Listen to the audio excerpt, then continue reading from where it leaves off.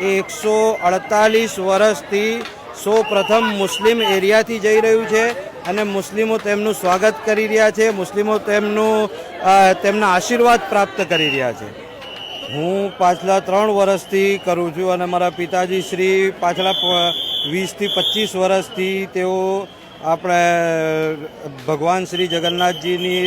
રથયાત્રામાં જે આવનાર ભાવિ ભક્તો છે તેમનું સ્વાગતનું કાર્યક્રમ આયોજન કરે છે. અને આ જે તહેવાર છે એ માત્ર